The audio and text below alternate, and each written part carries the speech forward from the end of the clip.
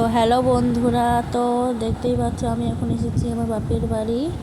তো ভাবলাম চলো আমার বাপের বাড়িতে রান্না পূজা হবে, তো তোমাদের সাথে শেয়ার করি। তো দেখো, ফার্স্টেই দেখালাম যে বৌনান্নে কেমন মাছটা ছাড়াচ্ছে, চিংড়ি মাছ।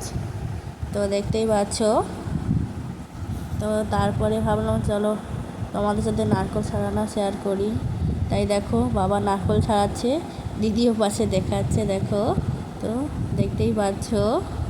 তো ওয়েদারটা এত খারাপ, মানে ভাবছি কি করা যায়, এই কি রান্না পূজাও হবে ভাবছিলাম, তারপরে ভাবতে ভাবতে গায়ে দিয়ে জল থেমে গেছে। তো তারপরে দেখো মা এখানে ইলিশ মাছগুলোকে কেটে নিচ্ছে। তো কাটা হয়ে আছে, তারপরে দেখো কি সুন্দর এখানে সব সবজিগুলোকে মিলে দিয়ে রেখে দিয়েছে। এইগুলাকেও কাটা কুটা হবে, তাই দেখো দিদি এইগুলাকে নিয়ে যাচ্ছে কাটা কুটা করার তারে।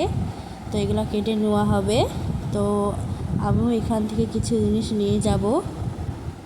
তো চলো তোমাদের সাথে কাটা হয়ে গেলে শেয়ার করি। তো দেখো এখানে জিনিসগুলো কাটা হয়ে গেছে। তো রান্না তো দেখাতে পারবো না, তাই কাটাকুটি দেখো এখন রান্না হয়ে গেলে সকালে দেখানো হবে। তো দেখো আমাদের সকালে রান্নাও হয়ে গেছে। তো দেখতেই পাচ্ছ এখানে অনেক কিছু রান্না হয়েছে। তো ওই যে আমাদের মেন হাঁড়ি, তো ওখানে ঠাকুর ঘর বসানো হয়েছে। তো দেখো এখানে সব রান্না হয়ে গেছে,